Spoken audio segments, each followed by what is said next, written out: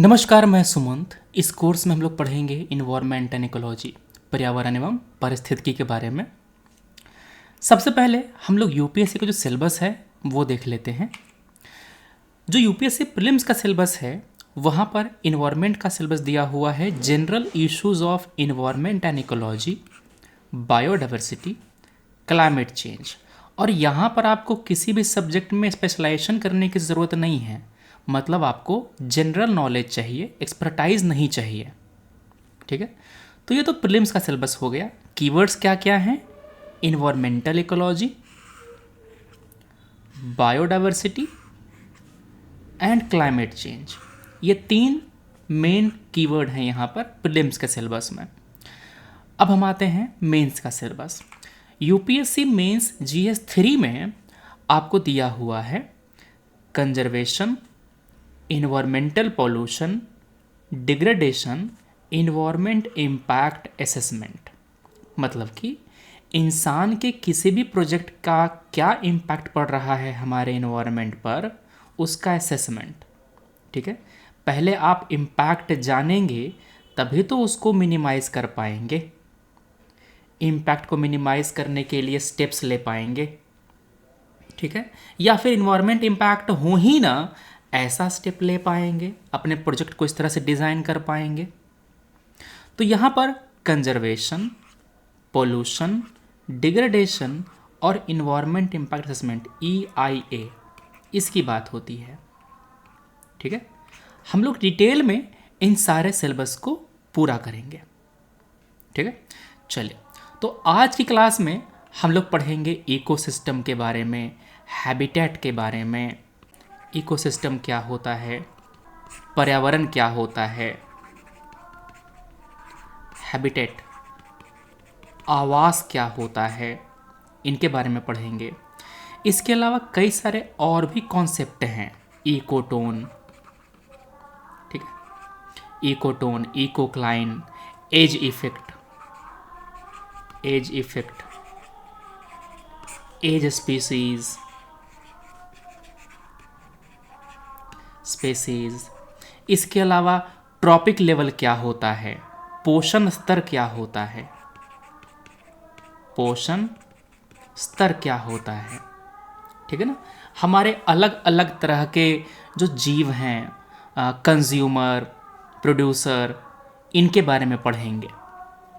उसके बाद बात आएगी फूड चेन की, फूड वेव की। ठीक है, इन्वायरमेंटल सक्सेशन क्या होता है, प्राइमरी सक्सेशन क्या होता है, सेकेंडरी सक्सेशन क्या होता है,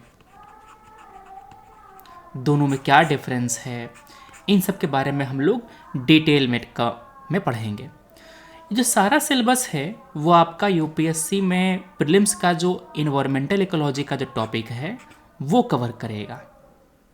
ठीक है, तो चलिए पहले सवाल किस तरह के पूछे जाते हैं पहले हम लोग वो देख लेते हैं, उसके बाद हम टॉपिक्स पे आएंगे। ठीक, मेंस का जो क्वेश्चन है वो इस तरह का होता है। ये 2018 के मेंस का सवाल है GS 3 का। What are the consequences of spreading of dead zone on marine ecosystem. यहाँ पर आप दो चीज़ नोट कीजिए। सबसे पहला, इकोसिस्टम का जो अलग अलग टाइप है उसके बारे में सवाल है, उस पर सवाल है। जैसे कि इकोसिस्टम आपका टेरेस्ट्रियल भी हो सकता है, मतलब वैसा इकोसिस्टम जो ज़मीन पर हो, जैसे कि जंगल, डेजर्ट, ये सब। मरीन क्या है, ये वो इकोसिस्टम है जो जलीय है, एक्वेटिक है, जल में, समुद्र में है। तो आखिर क्या कारण है कि डेड जोन स्प्रेड होता है, ठीक है, क्या कंसिक्वेंस है, उस पर सवाल पूछ रहा है यहाँ पे। उसके बाद इकोसिस्टम का जो कैरिंग कैपेसिटी है उस पर सवाल पूछा गया है।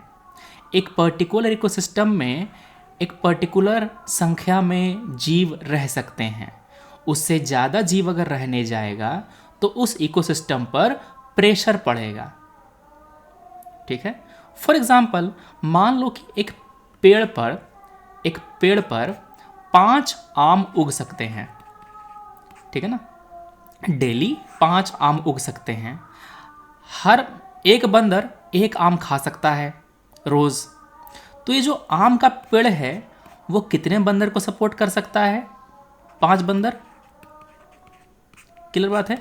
5 बंदर हैं, डेली एक एक आम खा लेगा।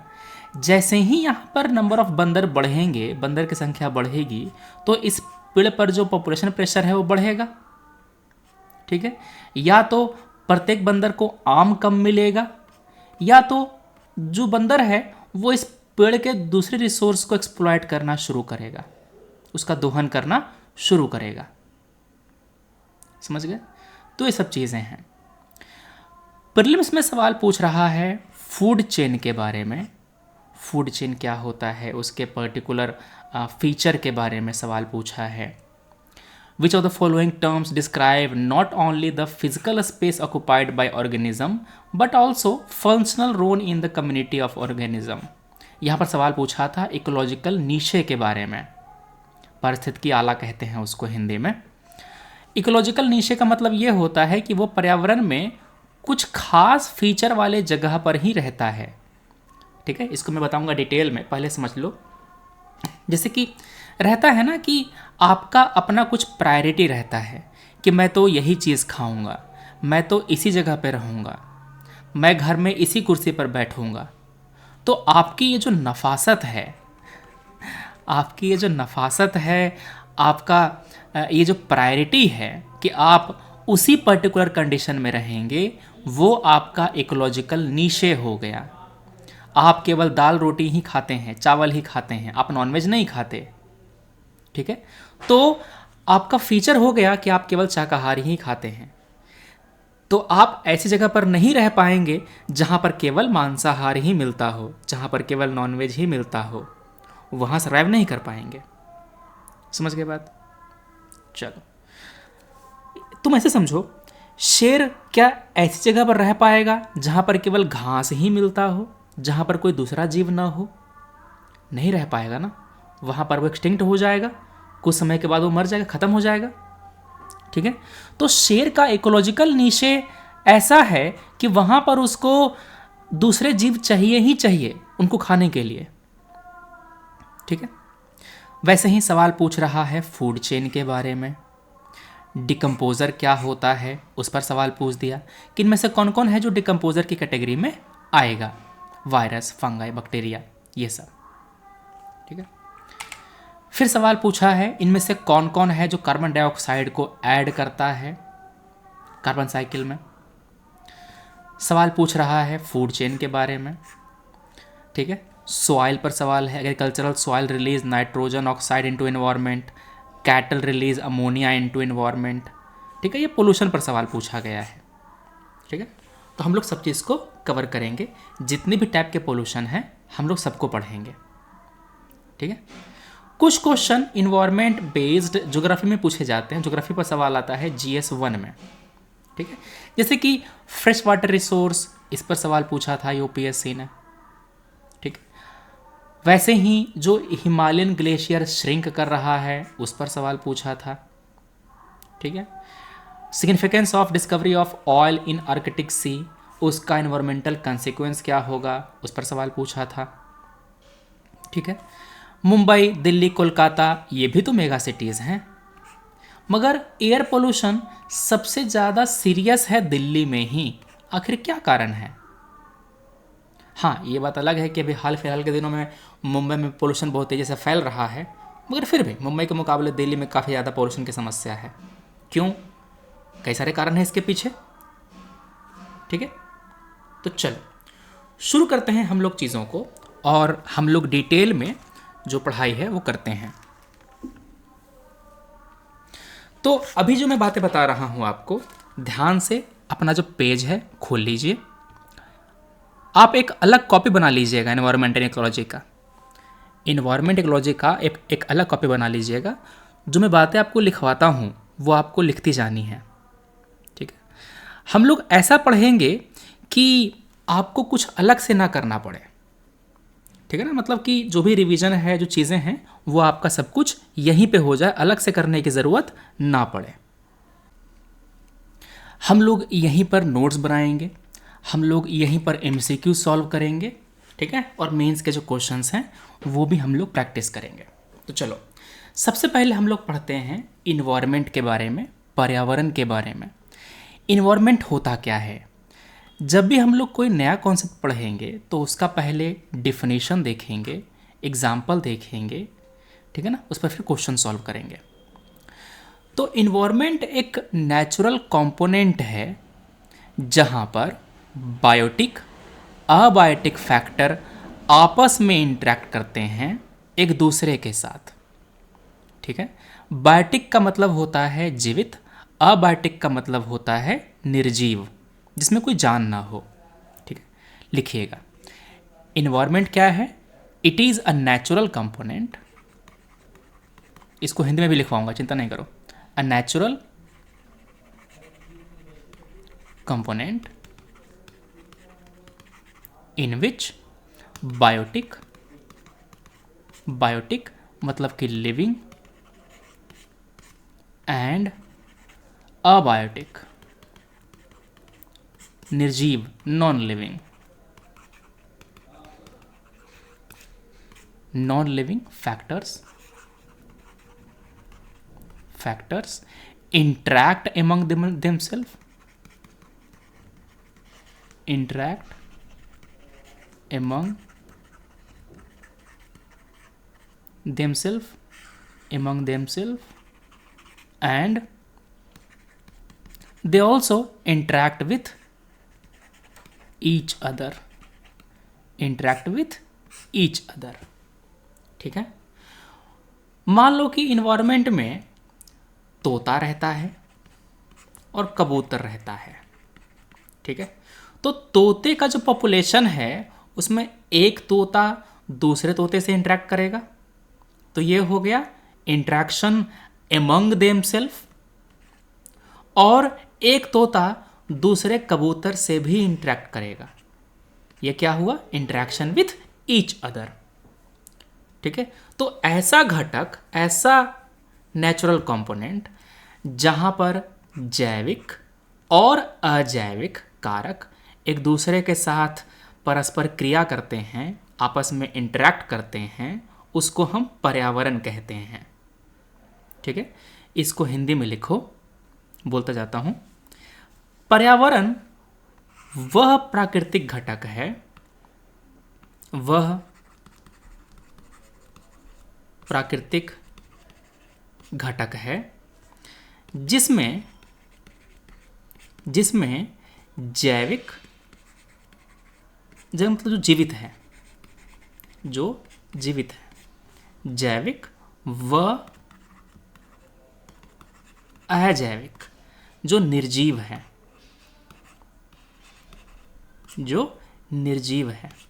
निर्जीव कारक, ये कारक आपस में भी इंटरेक्ट करेगा, आपस में और एक दूसरे के साथ,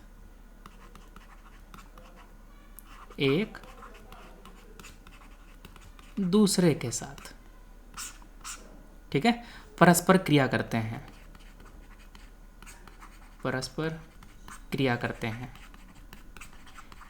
इसका डेफिनेशन इकोसिस्टम के डेफिनेशन से बहुत ही मिलता जुलता है, ठीक है ना। यही जो क्रियाएं हैं, यही जो इंटरेक्शन है, वो उस इन्वायरमेंट के हैबिटेट को, उसके इकोसिस्टम को शेप करता है। किसी भी ऑर्गेनिज्म के हैबिटेट को, इकोसिस्टम को शेप करता है, ठीक है। इस इन्वायरमेंट में फिजिकल और बायोलॉजिकल फैक्टर आएगा, ठीक है। इसमें फिजिकल और बायोलॉजिकल फैक्टर आएगा। फिजिकल का मतलब ये होता है पानी, हवा, वो सब। बायोलॉजिकल फैक्टर का मतलब होता है कोई भी जीव, ठीक है, शेर, बाघ, तेंदुआ, लोमड़ी, कबूतर, चील, ठीक है, और उनके बीच का केमिकल इंटरेक्शन। फॉर एग्जाम्पल, अलग अलग केमिकल दूसरे के साथ इंटरेक्ट करते हैं, उससे केमिकल साइकिल बनता है, कार्बन साइकिल बनता है, नाइट्रोजन साइकिल बनता है। फॉर एग्जाम्पल, बाघ पहले हिरन को खाया, बूढ़ा हो गया तो मर गया। अब वो बाघ का बॉडी डिकम्पोज होगा, डिकम्पोज होकर के बाघ के बॉडी में जो भी केमिकल्स हैं वो सारे केमिकल सिंपल सिंपल कंपोनेंट में टूटेंगे, सिंपल सिंपल कंपाउंड में टूटेगा, वो कंपाउंड दोबारा मिट्टी में मिल जाएगा। इसीलिए कहते हैं ना कि जीव मिट्टी से आते हैं, मिट्टी में ही मिल जाते हैं जीवन खत्म होने के बाद। ठीक है, तो इन्वायरमेंट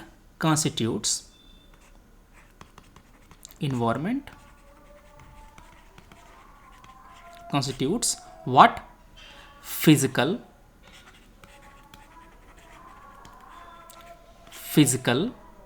and biological factors.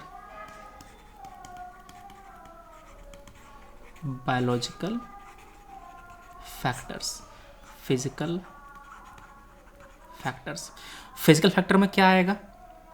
इसमें एयर,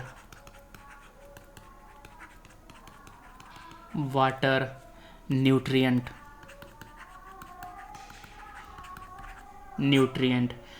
में क्या होता है? नाइट्रोजन, NPK उर्वरक यूज़ करते हैं ना हम लोग, नाइट्रोजन, पोटेशियम, फास्फोरस। ठीक है, ये सब, जिंक हो गया, कैल्शियम हो गया, बोरॉन हो गया, ये सब न्यूट्रिएंट्स हैं। बायोलॉजिकल फैक्टर में क्या आएगा? ऑर्गेनिजम्स,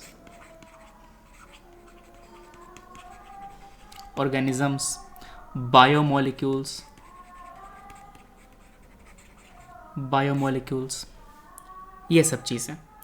इसके साथ साथ इनका केमिकल इंटरेक्शन,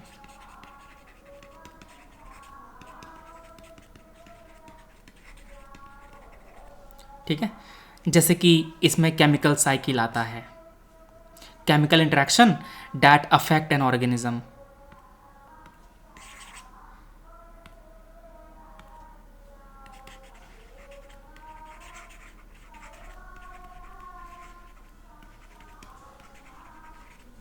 जैसे कि इसमें केमिकल साइकिल आएगा, साइकिल में कौन कौन आएंगे? कार्बन साइकिल, नाइट्रोजन साइकिल,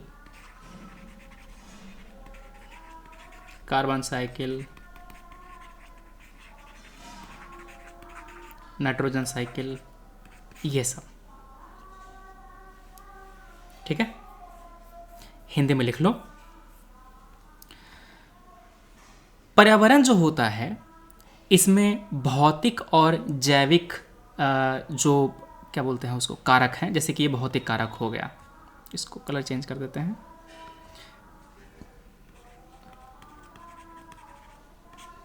भौतिक कारक में हवा, पानी, पोषक तत्व ये आएगा। बायोलॉजिकल फैक्टर क्या आ गया? जैविक कारक, ये सब आएंगे। जैविक कारक में जो जीव हैं, ठीक है, वो आ गया। जैव अणु आ गया, ये हो गया जीव। ठीक है, इसके बाद ये केमिकल इंटरेक्शन होता है, रासायनिक अंतःक्रिया,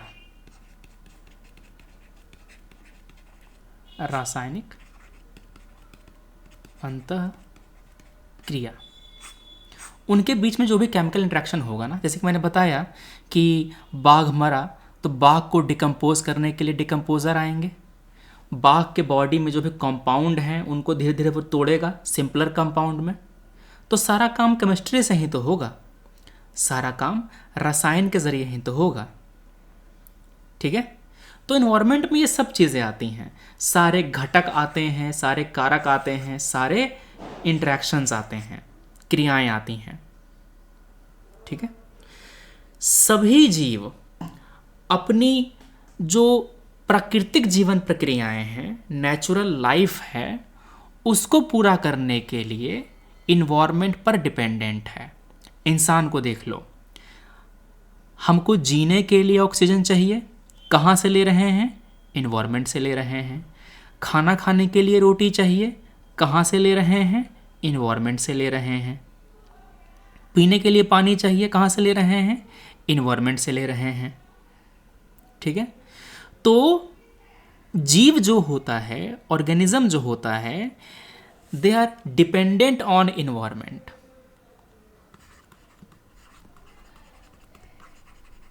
ऑर्गेनिजम्स क्या होते हैं? Dependent on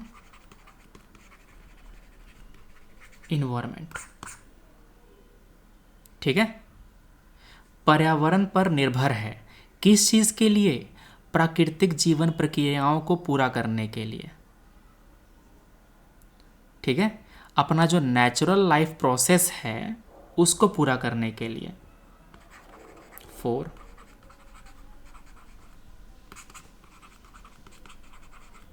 natural life process. ठीक है, या फिर अपना जो भौतिक रिक्वायरमेंट है, फिजिकल रिक्वायरमेंट है,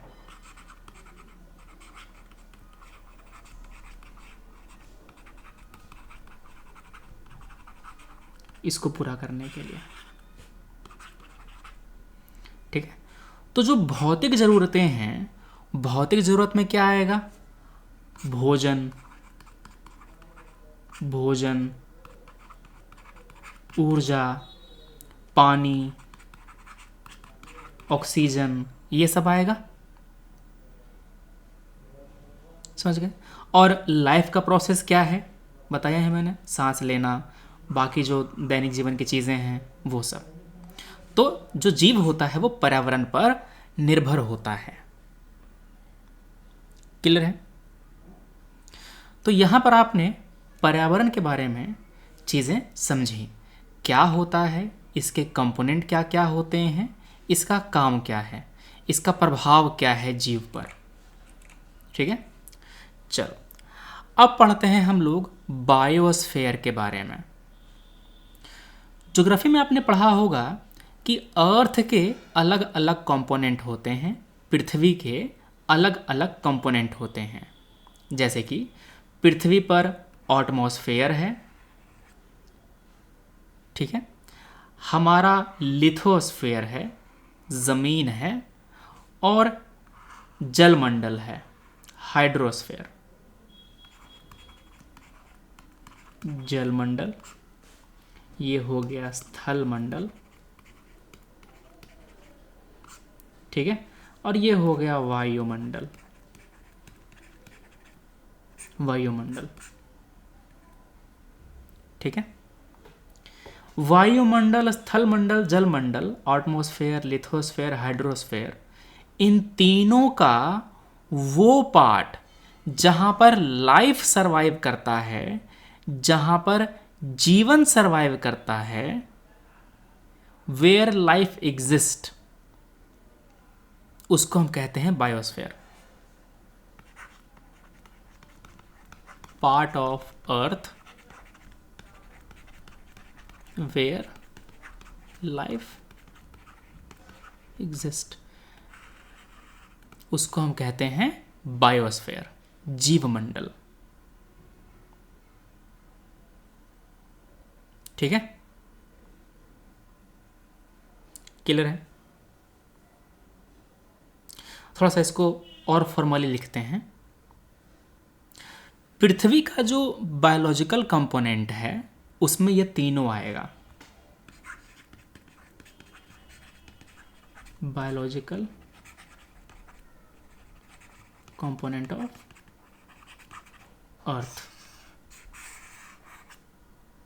ठीक है, पृथ्वी का जो जैविक घटक है, जो जीवन को समर्थन करता है,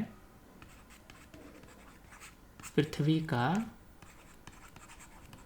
जो जैविक घटक है जो जीवन का समर्थन करता है, उसमें स्थलमंडल, जलमंडल, वायुमंडल तीनों आएगा। ठीक है, बायोस्फीयर जहां पर लाइफ एग्जिस्ट करता है।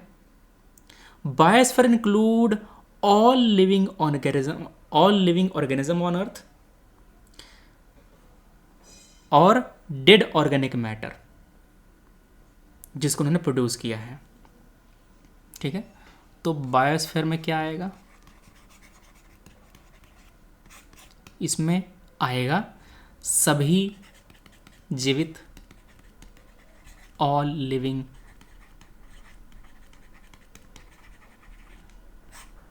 चीज़ें, ठीक है। इसके अलावा dead organic matter produced by them, dead organic matter produced by them, ठीक है। पृथ्वी पर सभी जीव, सभी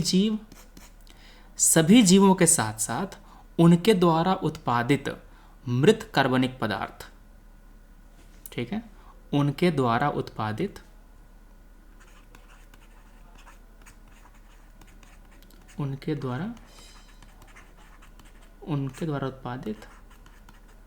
मृत कार्बनिक तो यहां पर आएगा मृत कार्बनिक पदार्थ, ठीक है। ये सब मिलकर के जीव मंडल का गठन करते हैं, ठीक है। अब बात समझना, पृथ्वी का वो जगह है जहां पर जीवन मिलता है वो जीव मंडल है, तो जहां पर जीवन नहीं मिलेगा वो जीव मंडल में नहीं आएगा, यही बात हुई ना।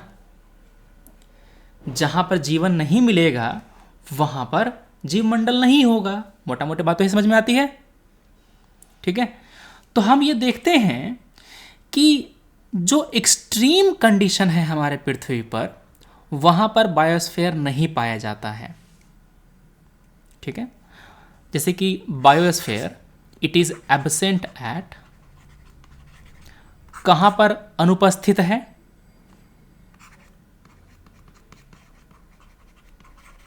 Extremes of north and south पोल,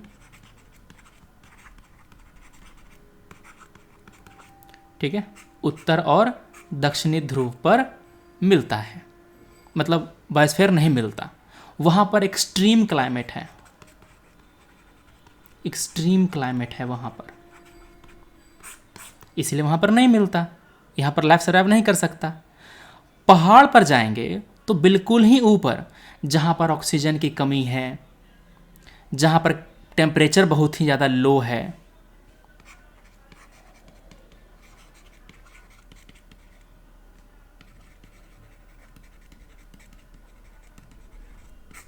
पर्वतों की चोटियां,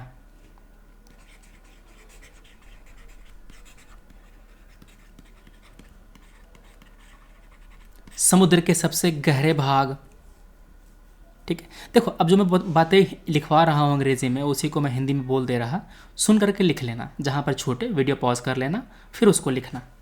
एक ही चीज़ को दोनों मतलब लिखना थोड़ा सा मुश्किल हो जाता है। हाँ, जो टेक्निकल टर्म होंगे वो तो लिखवाएंगे हिंदी में भी टोटल पूरा, ठीक है। तो क्या बताया, समुद्र का सबसे गहरा भाग, वहाँ पर जीव मंडल नहीं पाया जाता, ठीक है, क्योंकि ये हॉस्टाइल कंडीशन है, ये लाइफ को सपोर्ट नहीं करते, ठीक है।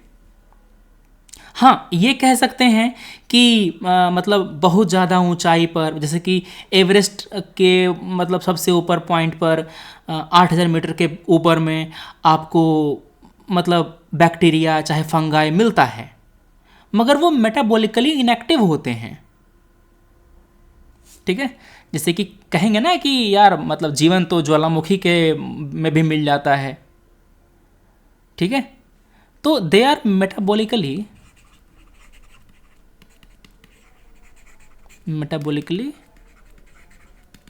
इनएक्टिव।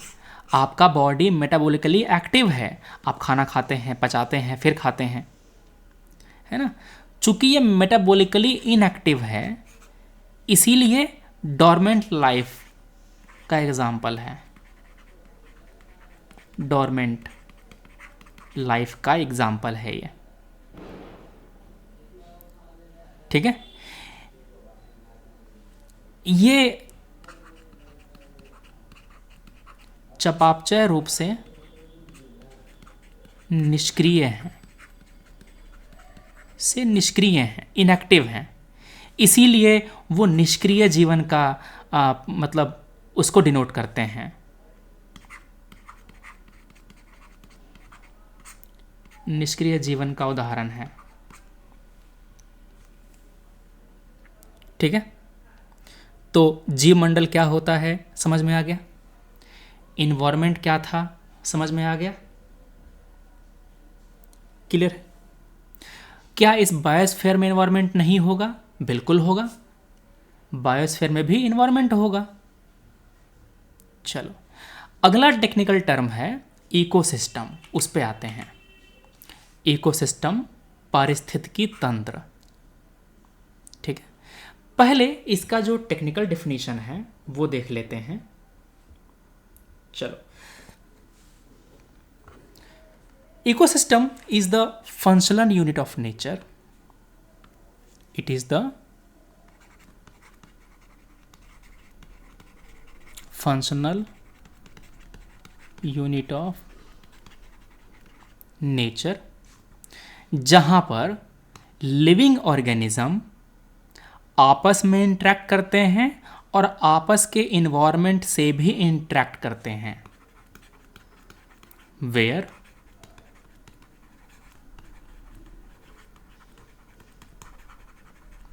लिविंग ऑर्गेनिजम्स, ठीक है, इंटरैक्ट एमंग देमसेल्फ, इंटरैक्ट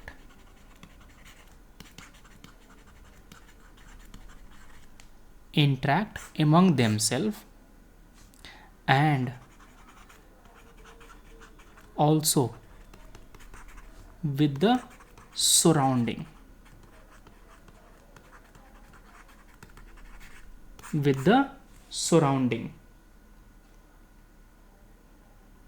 ठीक है। तो यहां पर जो सराउंडिंग है उससे भी इंटरेक्ट करेगा, सराउंडिंग में जो फिजिकल इन्वायरमेंट है उससे भी इंटरेक्ट करेगा। ठीक है, surrounding physical environment, surrounding physical environment. अब यहां पर जो लिविंग ऑर्गेनिज्म है उसमें क्या क्या आएगा, इसमें प्रोड्यूसर, कंज्यूमर, डिकम्पोजर तीनों आएंगे। इसमें प्रोड्यूसर,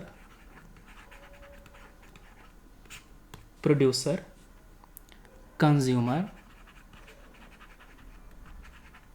एंड डिकम्पोजर,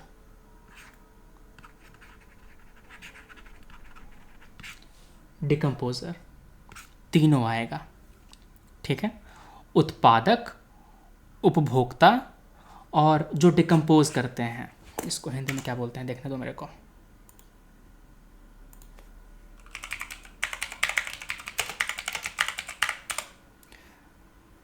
डिकम्पोजर को हिंदी में डिकम्पोजर बोलते हैं क्या, जैव अपघटक बोलते हैं। ठीक है, जैव अपघटक।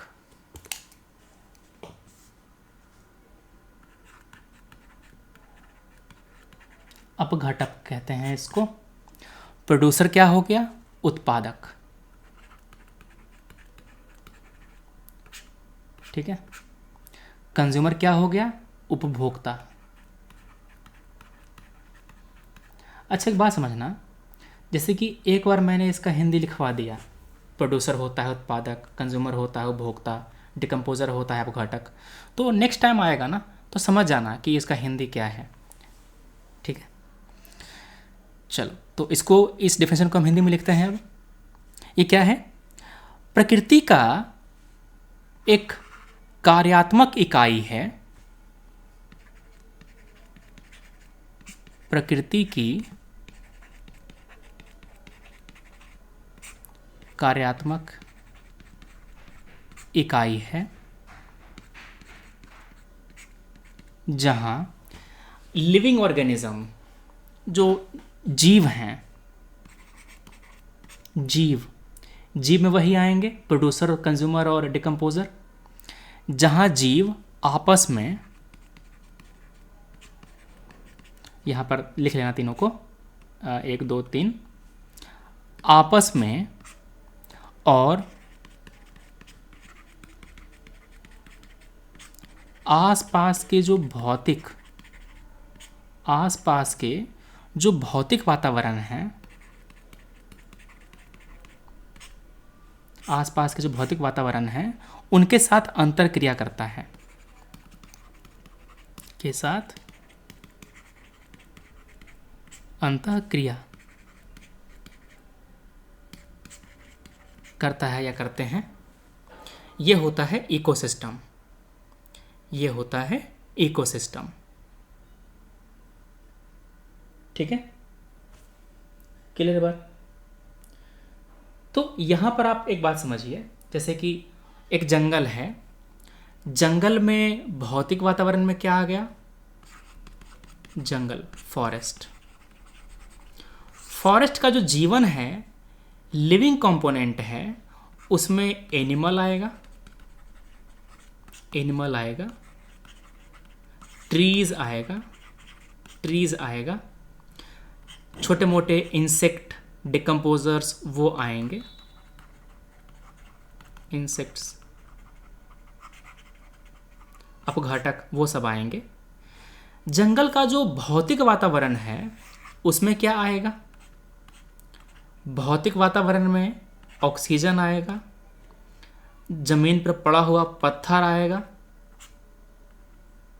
ठीक है, पानी आएगा, जल, ये सब।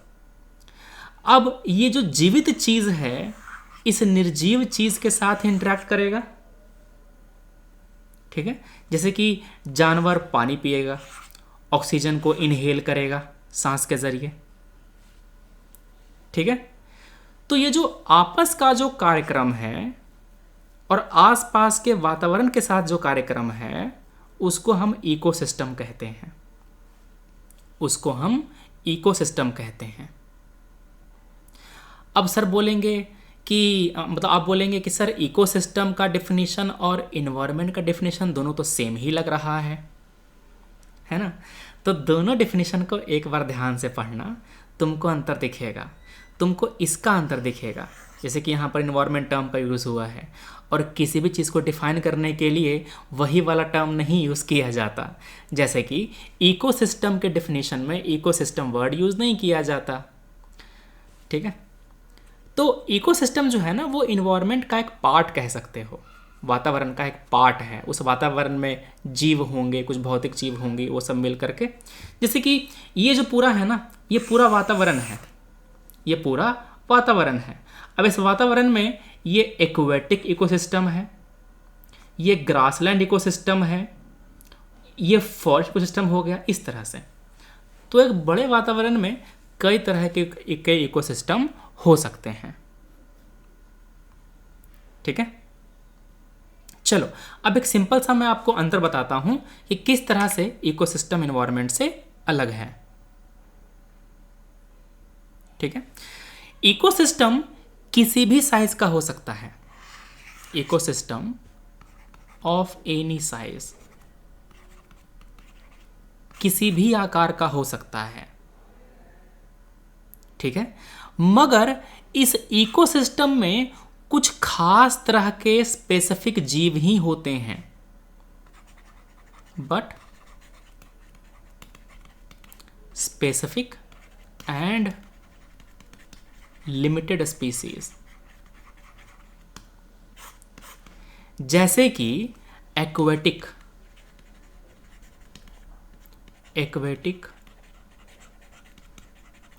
इकोसिस्टम में आपको फिश मिलेगा, ठीक है। फॉरेस्ट इकोसिस्टम में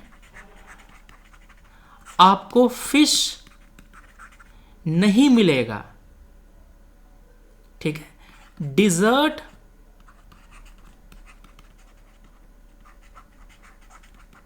इकोसिस्टम में आपको फिश नहीं मिलेगा। समझ गए? अंतर समझे? इकोसिस्टम में कुछ खास तरह के ही जीव होते हैं, मगर एनवायरनमेंट में किसी भी तरह का जीव हो सकता है। एनवायरनमेंट में किसी भी तरह का जीव हो सकता है, मगर एक पर्टिकुलर इकोसिस्टम में कुछ खास तरह के जीव ही हो सकते हैं। समझ गए बात? क्लियर है? ठीक है ना? चलो, तो आपने देखा कि इकोसिस्टम के दो कंपोनेंट हैं, एक में जीवन है, दूसरा निर्जीव है। ठीक है, इकोसिस्टम में दो चीज़ें आती हैं, क्या क्या? Biotic and abiotic. और ये जो दोनों कंपोनेंट हैं, biotic component and abiotic component, ये दोनों आपस में लिंक्ड हैं, लिंक्ड थ्रू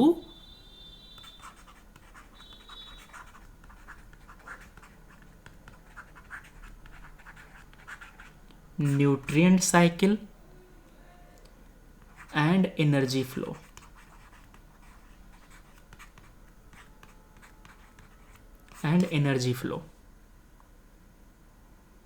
ठीक है, न्यूट्रिएंट साइकिल का मतलब होता है पोषण चक्र,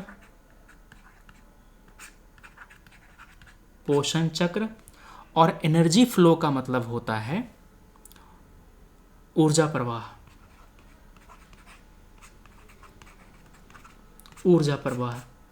फॉर एग्जाम्पल, मैं उदाहरण देता हूं,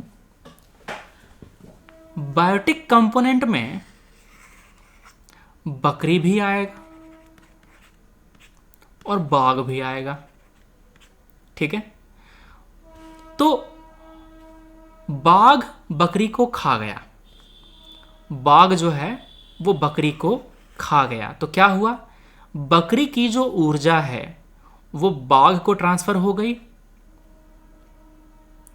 ठीक है, अरे वो केमिकल फॉर्म में सेव है बकरी में, प्रोटीन कार्बोहाइड्रेट इस फॉर्म में सेव है, तो ये बाघ को मिल गया। ठीक है, तो जो न्यूट्रिएंट है वो बकरी से बाघ को मिल गया। बकरी ने पहले घास खाया था, तो घास का जो न्यूट्रिशन है वो बकरी को मिला था।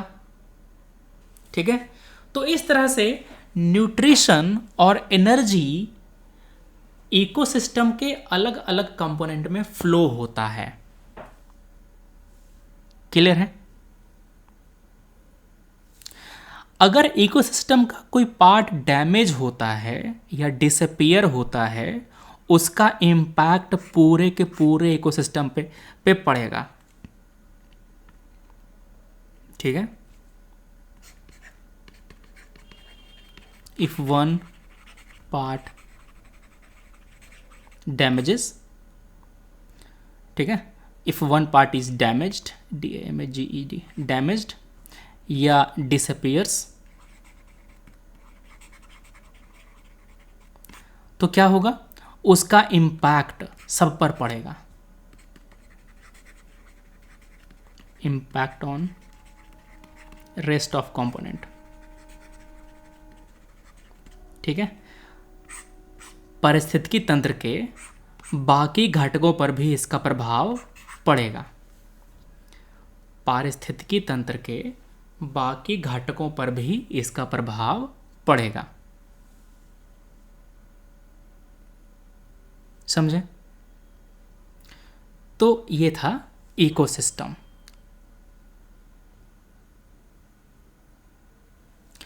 अब इकोसिस्टम के अलग अलग टाइप्स होते हैं, इसका क्लासिफिकेशन होता है, इसका वर्गीकरण होता है।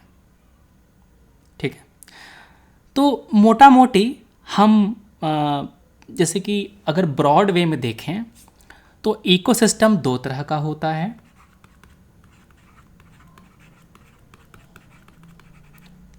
इकोसिस्टम दो तरह का होता है, एक होता है प्राकृतिक,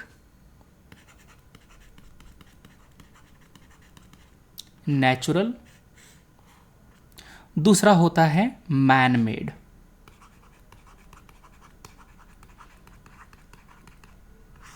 मानव निर्मित।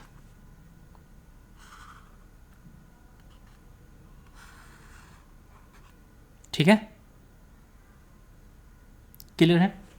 अच्छा, मैन मेड में क्या क्या आएगा? मैन मेड में गार्डन आएगा, बगीचा आएगा, बांध का रिजर्वायर आएगा, ठीक है, क्रॉप लैंड,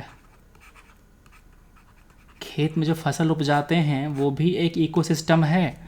उसमें फसल होते हैं, चूहे होते हैं, घोंघा होता है, सांप भी होता है धान के खेत में, ठीक है। तो ये सब मानव निर्मित है, मैन मेड है। एक होता है प्राकृतिक,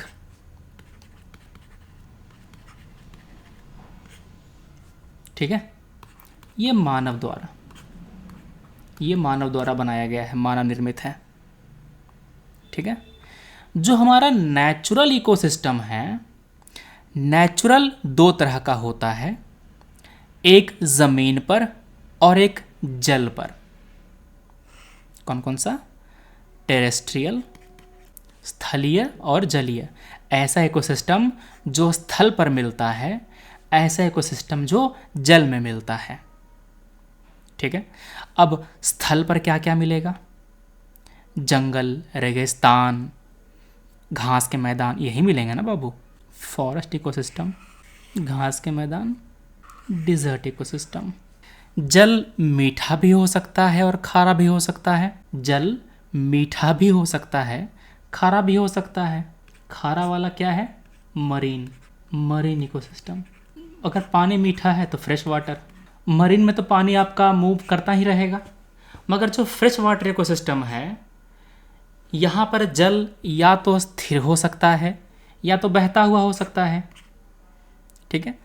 तो रनिंग वाटर इकोसिस्टम, और दूसरा होता है स्टैंडिंग वाटर। रनिंग वाटर को हम लोग लोटिक कहते हैं, लोटिक इकोसिस्टम, जो लोट के चल रहा है, ठीक है ना। तरीका सुन लो याद रखने का। लोटिक मतलब लोट के चल रहा है, ठीक है।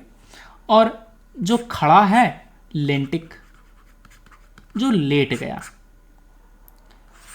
गया अब उठ नहीं पाएगा वो। अब अगर तुमसे एग्जाम्पल पूछे कि रनिंग वाटर का एग्जाम्पल देना, तो क्या क्या दे दोगे? नदी दे दोगे, नदी। अगर तुमसे पूछे स्टैंडिंग वाटर वाला, तो क्या बताओगे? पॉन्ड, झील, लेक। मानव निर्मित वाला में गार्डन हो गया, डैम हो गया, क्रॉपलैंड हो गया। बहुत से लोग मछली पालते हैं एक्वेरियम में। अब हम पढ़ते हैं हैबिटेट के बारे में। पर्यावास या आवास कहिए सिंपल फॉर्म में। ये एक ऐसा भौतिक वातावरण है जहाँ पर कोई जीव रहता है। ये फिजिकल इन्वायरमेंट है जहाँ पर कोई ऑर्गेनिज्म रहता है। पर्टिकुलर इन्वायरमेंट में कई तरह के हैबिटेट हो सकते हैं।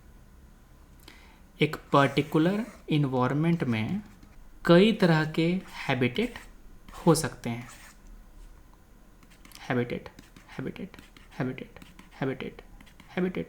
फॉर एग्जाम्पल, यहाँ पर शेर की गुफा भी हो सकती है, कबूतर के रहने के लिए ट्री भी हो सकता है। इसी इन्वायरमेंट में छोटा सा एक पॉन्ड भी हो सकता है जिसमें मछली रहती हो। तो शेर की मांद, पेड़, ये जो पोखर, पॉन्ड है, ये क्या है? ये आवास के उदाहरण हैं, हैबिटेट के उदाहरण हैं। एक पर्टिकुलर हैबिटेट में मोर देन वन ऑर्गेनिज्म रह सकता है। अब जैसे कि ये जो शेर की मांद है, केवल शेर ही रहेगा क्या? इसकी जो कनाई है, शेरनी है, वो भी तो रहेगी। इस पेड़ पर जो कबूतर है, कबूतर का पूरा खानदान रहेगा, दूसरे कबूतर भी रहेंगे। हो सकता है कि कबूतर के साथ साथ इस पर तोता भी रह रहा हो। अब ये जो पॉन्ड है, इसमें केवल मछली ही रहेगी क्या? उसमें मेढक भी रह सकता है, ठीक है। तो इस पॉन्ड में fish, frog, crab, phytoplankton, plankton, ये सब चीज़ें रह सकते हैं, ठीक है। तो ये हो गया आवास का उदाहरण, पर्यावास का उदाहरण, एक इन्वायरमेंट में का जो फिजिकल पार्ट जहाँ पर कोई ऑर्गेनिज्म, कोई जीव रहता है, उसको हम आवास कहते हैं, उसको हम आवास कहते हैं। और यह आवास कई तरह का हो सकता है। Coastal habitat, fresh water habitat, arid शुष्क हैबिटेट,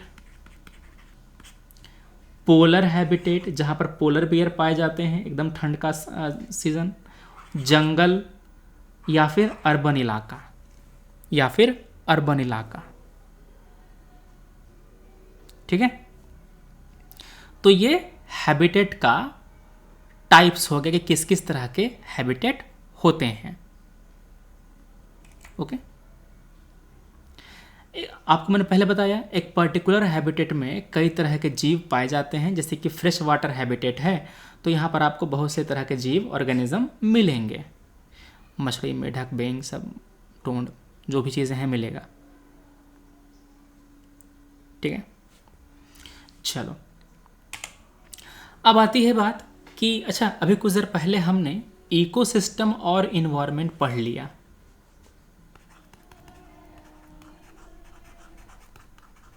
इकोसिस्टम वर्सेस इन्वायरमेंट पढ़ लिया। पीछे का नोट्स पलटो, उसको रिवाइज करो एक बार, आपको मिलेगा। ठीक है, क्लियर है? चलो अब हम हैबिटेट और इन्वायरमेंट के बीच का जो अंतर है वो पढ़ेंगे। हैबिटेट इन्वायरमेंट के बीच का जो अंतर है वो पढ़ेंगे। इधर लिख लो हैबिटेट, इधर लिख लो इन्वायरमेंट।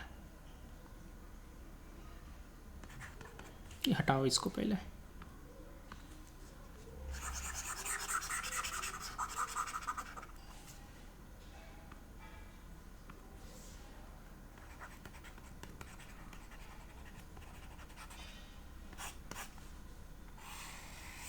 ठीक है,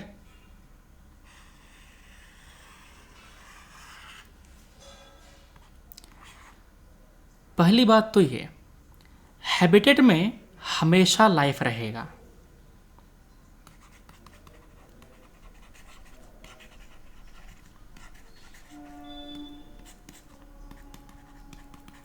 ठीक है, आवास में हमेशा जीवन होता है,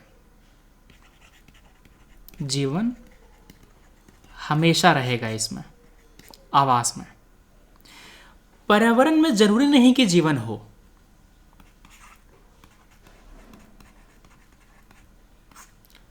पर्यावरण में जरूरी नहीं कि जीवन हो, कि हर सही होगा यहाँ पे, कि उसमें जीवन हो। ठीक है, क्लियर बात है? जैसे कि एक रेगिस्तान, डिजर्ट, एक डिजर्ट इन्वायरमेंट है, उसमें ऊंट रहे ना रहे, उसमें सांप रहे ना रहे, डिजर्ट एक इन्वायरमेंट है। ठीक है, डिजर्ट एक पर्यावरण है, मगर डिजर्ट एक आवास तभी बन पाएगा जब उसमें कोई रहेगा। ठीक है ना, कोई रहेगा। जैसे कि नायक कहता है नायिका से कि मैंने जो बनाया है वो तो केवल मकान है, तुम जब आओगी मेरे घर तो वह मकान घर बन जाएगा। अब वो नायिका ये रोमांटिक डायलॉग सुन के पिघल गई, शादी के लिए उन्होंने हाँ कह दिया। ठीक है, तो वो मकान घर कब बनेगा? जब उसमें जीवन आएगा। आवास कब बनेगा इन्वायरमेंट? जब उसमें जीवन आएगा। सभी हैबिटेट इन्वायरमेंट हैं।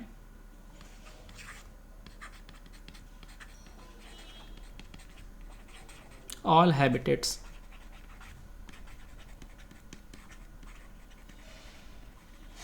Are environment.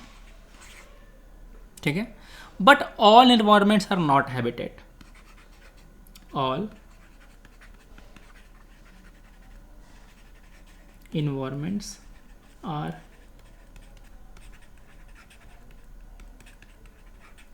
not habitat. सभी आवास पर्यावरण हैं, सभी आवास पर्यावरण हैं, मगर सभी पर्यावरण आवास नहीं हैं. सभी पर्यावरण आवास नहीं हैं. ठीक है. एक आवास में एक स्पीसी का प्रेफरेंस होता है. एक पर्टिकुलर आवास में एक खास जीव का प्रेफरेंस होता है. जैसे कि एक तालाब है. क्या है? एक तालाब है. इस तालाब में मछली को प्रेफरेंस दिया जाएगा, बगुले को नहीं. ठीक है. इस तालाब में मछली को प्रेफरेंस दिया जाएगा, बाघ या फिर लोमड़ी को नहीं. क्लियर है? पेड़ पर कबूतर को प्रेफरेंस दिया जाएगा, हाथी को नहीं. क्लियर है? तो लिखो, अ habitat is always a preference of one species. किसी खास जाति का प्रेफरेंस होता है. मगर एक इन्वायरमेंट में कई जीवों को प्रेफरेंस मिल सकता है.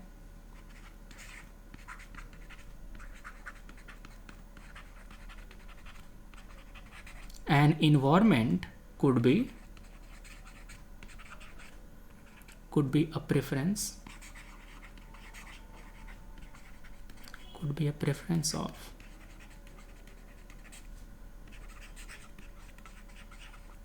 many species. ठीक है.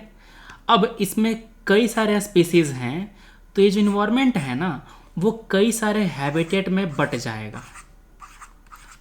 ये पर्टिकुलर इन्वायरमेंट कई सारे हैबिटेट में बट जाएगा. क्लियर है? होता क्या है, एक इन्वायरमेंट किसी पर्टिकुलर हैबिटेट की प्रॉपर्टी को गवर्न करता है. जैसे कि इन्वायरमेंट अगर ठंडा होगा तो आवास भी ठंडा होगा. इन्वायरमेंट अगर ट्रॉपिकल होगा तो आवास भी गर्म होगा. Environment governs the property of habitat.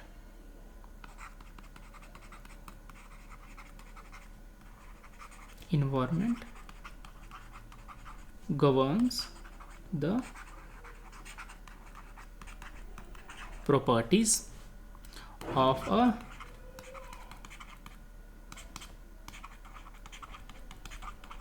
habitat.